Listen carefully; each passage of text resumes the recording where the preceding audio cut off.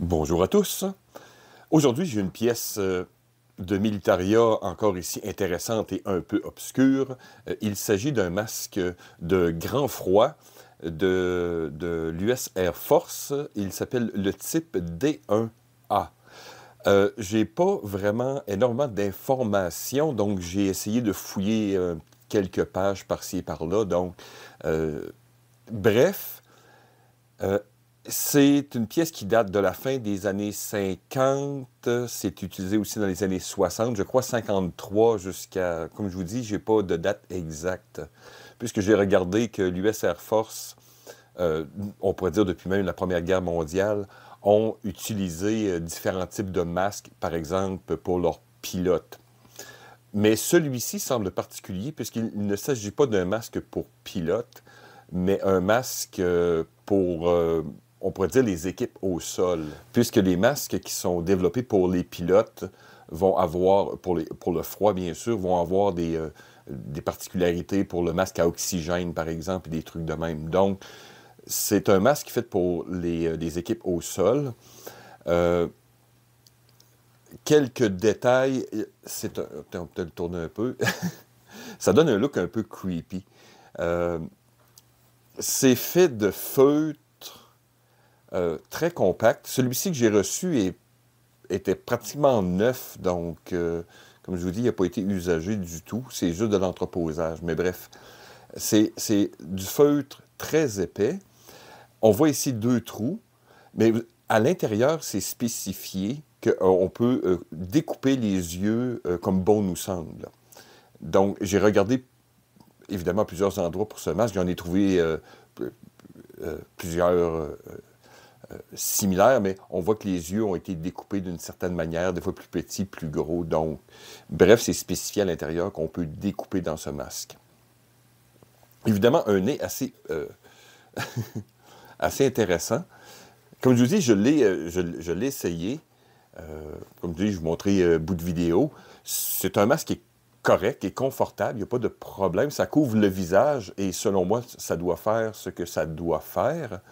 Dans les années 50-60, les systèmes, entre autres de l'Air Force, avec leur parka, par exemple, la série des N1, N1, N11, N12, N13B, c'est des parkas qui sont encore, on pourrait dire, utilisés de nos jours, même au niveau civil.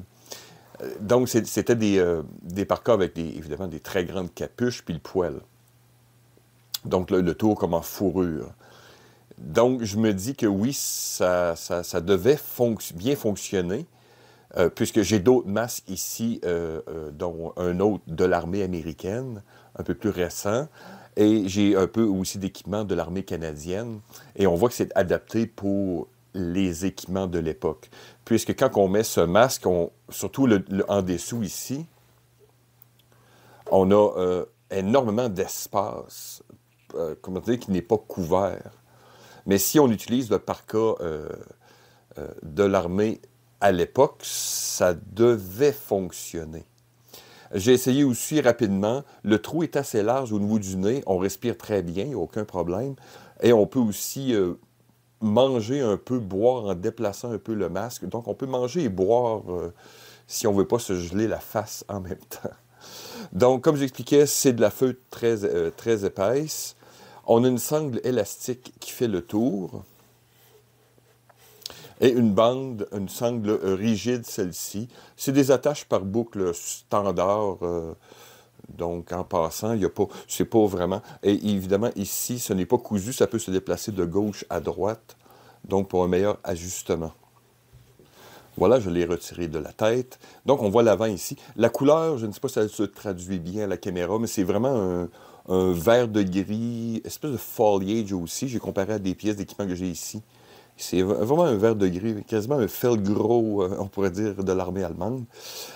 L'intérieur, vous voyez, c'est une autre couleur, donc une espèce de feutrine, mais ça semble être la même texture, sauf une autre couleur. On voit encore le logo de l'US Air Force, les informations à l'intérieur. Vous voyez, c'est marqué, on peut découper les yeux, les types de couture très standards. Et ici, au niveau des joues,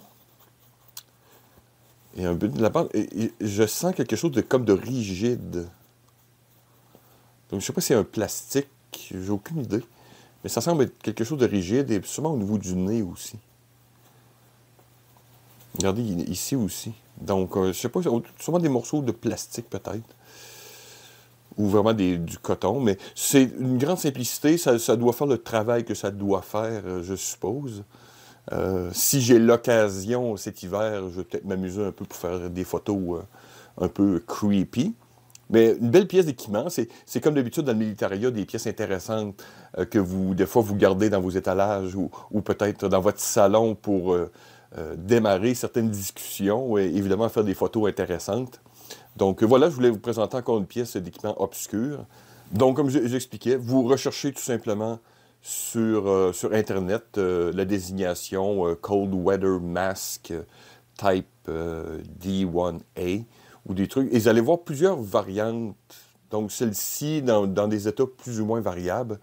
Donc, voilà. Et le prix est très variable encore ici. Donc, ça peut aller entre 10 et 50 $. Donc, comme je vous dis, moi, je l'ai payé vraiment un prix assez ridicule. Je l'ai fait passer sur une autre commande, ce que je fais souvent. Donc, quand je fais une grosse commande, je vais fouiller sur le site web pour trouver des petites pièces intéressantes. Et c'est ce que j'ai commandé. Donc, encore une belle pièce de militaria. Donc, voilà, j'espère que vous avez apprécié. Je vous remercie de m'avoir écouté. À la prochaine.